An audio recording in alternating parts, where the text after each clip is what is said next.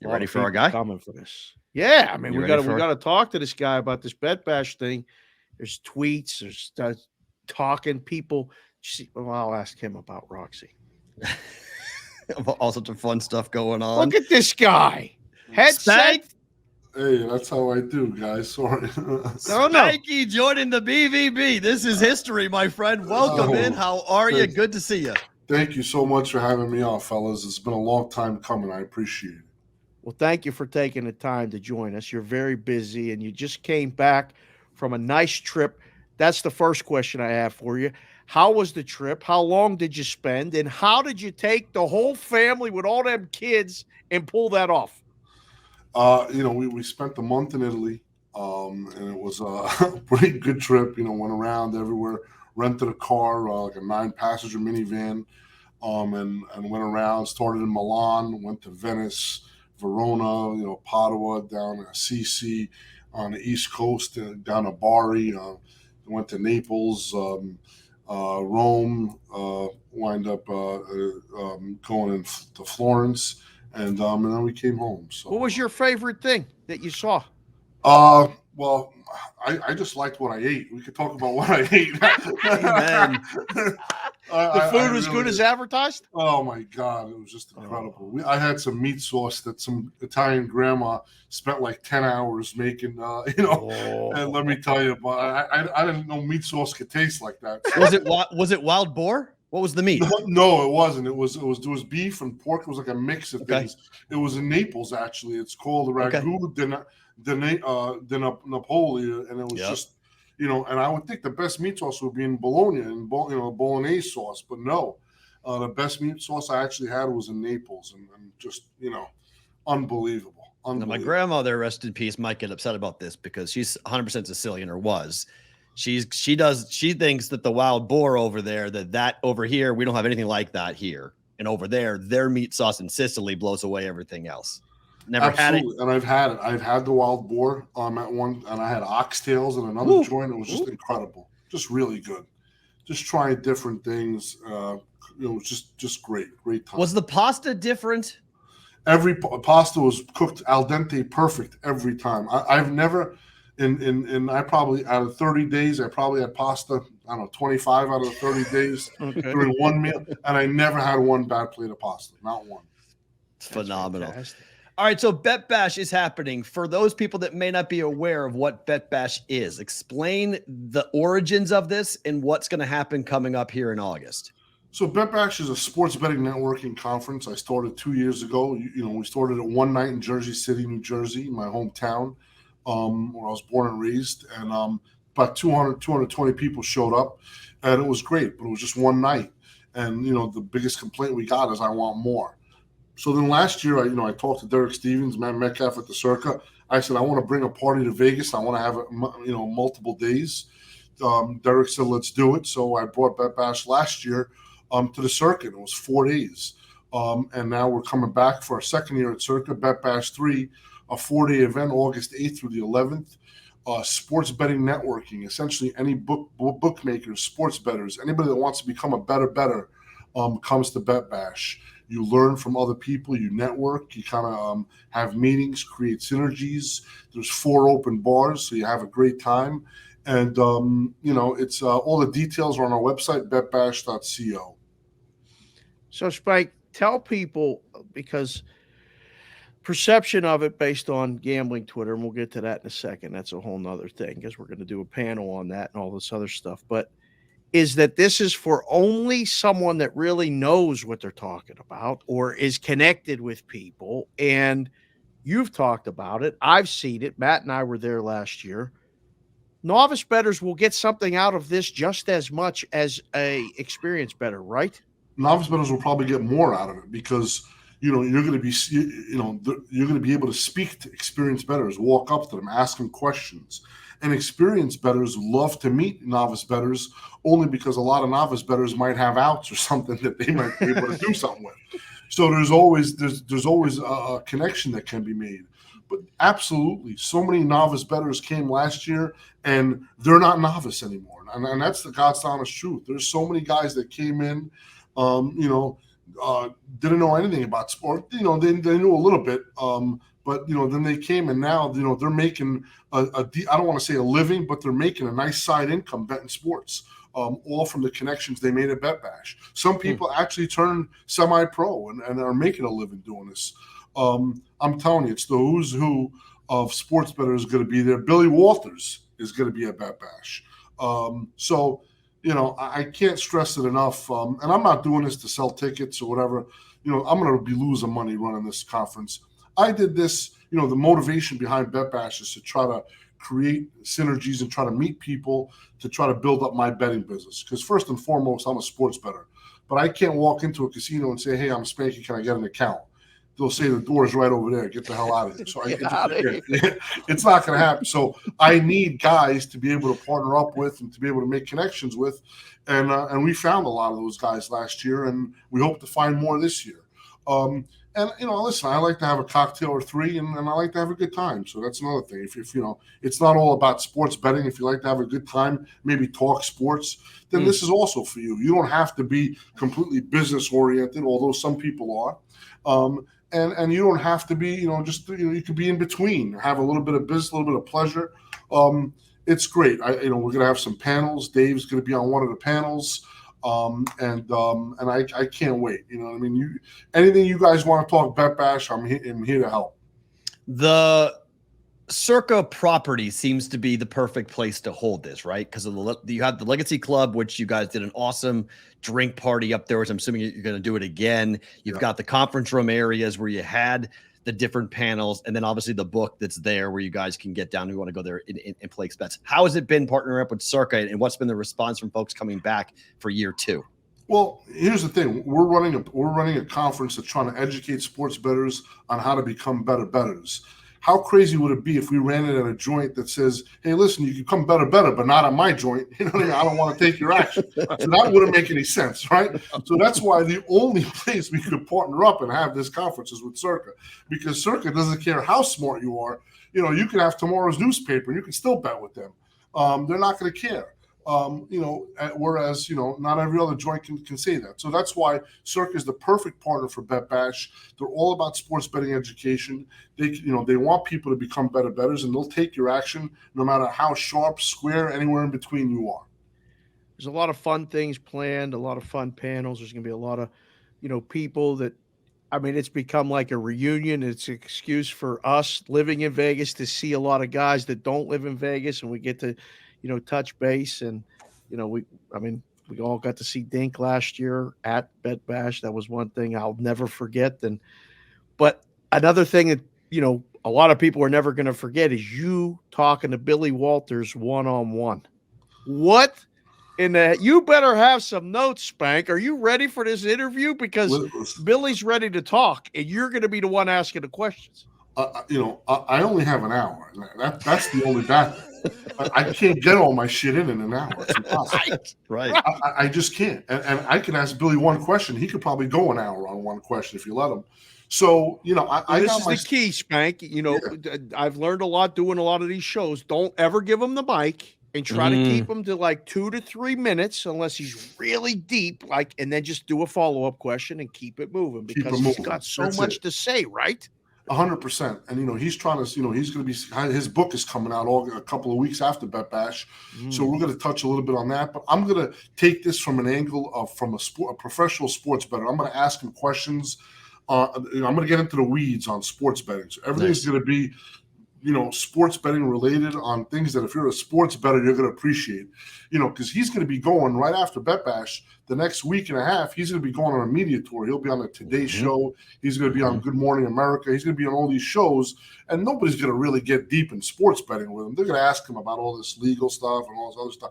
I told him, listen, but I don't care about any of that stuff. We're going to be able to read the book and hear about it. I just want to know, how do you, my first question is, how do you do it? Like, how did you do it all these years? And how did you stay on top? What's the secret sauce? And see what he says. You know what I mean? Right. He might say no comment. And I go to the next one. I'm going to try to have him slip up and try to let him say things and give us a nugget, because the guy is, without a doubt, without question, the number one sports bettor that has ever in our generation or that anybody. He is the best in the world. and he has stayed on top for so long, and he's not just respected but feared by bookmakers all around the world. So it's not every day that I get a chance to do this, and I'm so excited, and he's for him to agree to do this was an honor. So I can't wait. It's gonna be great. Spanky, last year during the conference, during Bet Bash, there was a lot of conversations about the relationship between the bettor and the book, that the bookmaker and sports bettor relationship was not good, that it needed to be better. And one of the goals of Bet Bash was to try to make it better. Are we any different a year later, or is it in the same situation? It's a shame. I think we are in the same situation. And I think that has, just the environment, you know what I mean? The days are gone where you get a chance to communicate with your bookmaker on a phone, where you have a conversation with the guy, where you get to see him eye to eye. Everything is done on apps. Everything is completely virtual now, where there's no relationships anymore. And if you don't have a relationship, it's so easy to limit somebody or kick somebody out when you don't got to look them in the eye. And I think that's the problem that happens. But you know what? There are going to be bookmakers that are going to show up, and people, and they're going to answer questions and address customers, and that's what it's all about. Listen, if I'm a bookmaker, I don't want to address my customer, and I don't want to talk to them and tell them why I make certain decisions and why not. Like last year, Johnny Avello from DraftKings, he showed up and he just said, "Listen, this is how it is. What do you want?" And he kind of described it, and Johnny been working at the Wynn for decades before that, and he kind of, pled his case, and then that's it. And people could agree to disagree, but at least there's a conversation happening. And that's what we want. We want to be able to have that open line of communication between bettors and bookmakers, and not have that confrontational relationship, not have that, some of my best friends in the world are my bookmakers. And that's just how it is. And it's sure, I'm trying to take their money, they're trying to take mine, but that doesn't mean we can't be friends. That doesn't mean we can't have a cordial relationship, a business relationship, a friendly relationship. And that's my goal, to kind of, bring not just bettors with bettors together, but also bring bettors and bookmakers together. It has to happen that way. It's worked best that way from the days years ago. I mean, I was in Curacao, and a guy, we'll call him Butchie. You probably know him by. I mean, we talk a lot, and we all know each other. Everybody's trying to get the best number. If you beat the guy to the number, that's fine. If I beat you to the number, Moose, that's fine. The relationship has to be there. Now, you can make a lot of assumptions in the modern day bookmaking, or dressmaking, as you call it. You put somebody in a bucket and put them in a wrong limit category, which is nothing, because what? They won a couple bets, or they beat the number. That's the game, and that's the problem. Speaking of odds, you got this Spank odds thing going on the side too, Spanky. There's a lot of people talking about it. There's a lot of people using it all over the world. What are you trying to do? Reinvent everything and completely turn this topsy-turvy? See you later, Don Best. Hello, Spank odds. What are you doing with this? You know what? It's funny you say that. They Don Best. I've been a customer of Don Best for a long time, and then until they went corporate and nobody gave a shit. You know what I mean? And that's the thing. It just happens. Like, you know what I mean? It just. I used to know a lot of people that worked there, and they were my friends. And I could call somebody up and get something done. Now those days are gone. I'm just being honest. Like, you know what I mean? It just nobody answers the phone, Spank. Okay, there you go. You know what I mean? So you said it best. And that's the thing. And I'm like, I can't just sit around and let this happen. There's an opening here. I have my odds screen, and I've had it internally for years and years. Let me put this out there. It's free until it isn't. And I'm going to try to listen. I'm not Saint Spanky here. I'm not giving it out for free forever. I'm trying to get you all addicted like crack, and then I'm going to start charging. Like, I'm just being honest. Like, so eventually, that's honest as could be. It's the truth. Like, that's what people are like, oh, thank you, Spanky. You're such a nice guy. I'm not a nice guy. I'm trying to get you addicted. You know what I mean? Like, the first hit, when any drug dealer will tell you, the first deal you make, you give him the best shit, and then you give him the crap afterwards. Just like, right. Not that I know anything about drug dealers. Anybody listening, you know what I mean? Please. Holy shit, I got to be careful. But yeah, that's what it is. So, I'm just, if I see an opening, if I see something missing, Bet Bash, and Spank odds, I'll try to fill in that void. If somebody wants to see it, How can they go find Spank Odds? Yeah, spankodds.com. You just sign up. You'll get a download email link, and then you just download it and sign. It'll send you your credentials, and you just sign in, and that's it. And like, it's hard to get on the screen. That was always a big deal, right? Even when I was, down in Curacao and being here in the States, and you get on a screen, and then another book just appears on the screen, and they had all this stuff. How do you pick a book to get on the screen at Spank Odds? So people email us all the time, a lot of bookmakers. And, the first question I ask is, who the hell are you? You know what I mean? If I don't know who they are, that's the first question. And then I do my research, and I have a staff that does it. Is this bookmaker stiffing anybody? If there's one stiff complaint, he ain't coming on. You're not even considered. Sorry. Right. You got to pay your customers. Right. And again, these are for the offshore world. Right. Anybody obviously regulated, And again, now if you kick people out, if I made that restriction, Spank Odds will have one or two shops out there. So you can't. I can't make that a criteria. But you got to pay your customers. That's the thing. If you want to kick somebody out, no problem. Just pay them. And once we do that, and then we vet them that way, and then we put them on. And there's a lot of short books, a lot of guys, unheard of books that are just on Spank Odds. So yeah, you're right, Dave. I'm trying to bring that back, that prestige of being on an odds screen, because not everybody was, in the heyday of Don Best, not everybody got a chance to be on Don Best. So it wasn't just no, you got to be, respectable, and you got to be able to pay your customers in a timely manner and treat customers, with a little bit of decency. So.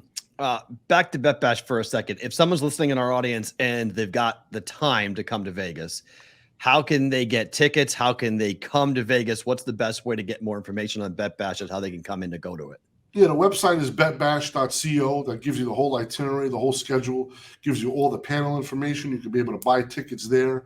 One of the biggest things on Bet Bash this year is we're starting the Sports Gambling Hall of Fame.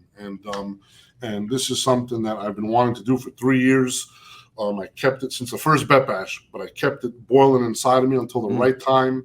I pitched it to Metcalf and Derek Stevens, and Derek Stevens is going to tear down a wall in his sports book, in the Circa Sports book, to put in the sports. They're doing it now, Spank. I was there last week. There you go. So this is like, you know what I mean? For them to be able to do that, and this is the kind of guy Derek is. It's all about honoring the past. When you go up to Legacy Club, you see busts of everybody that's built Las Vegas to what it is today. And he cares about people that have paved the way. So why not do that for the sports gambling business? Why not do that for the bettors and bookmakers that have come before us, that have, guys like, Billy Walters, for instance, or the whole list, Lefty Rosenthal, Bob Martin. When you hear Bob Martin, that name, any old timer, it was before my time. They're like, there's nobody better in the world. It's the best bookmaker that ever lived. Yeah. Bob Martin. When you wanted to know what the line was, it's Bob Martin. And then after Bob Martin came Roxy Roxborough, who's another Hall of Fame. So, I wanted to build this thing, and I built the committee. It's not like, hey, Spanky, why don't you put this kind of – I don't even make a decision on who goes. I don't even have a vote. I built a 16-person committee. You got to have a 75% approval rating to be able to get into this Hall of Fame. This is a completely democratic process, completely legit. And believe me, the guys, this class, there's going to be 5 living, 5 in memoriam. They're going to be inducted, and then it will just keep building and building year after year. Is Roxy coming? Is he going to be there?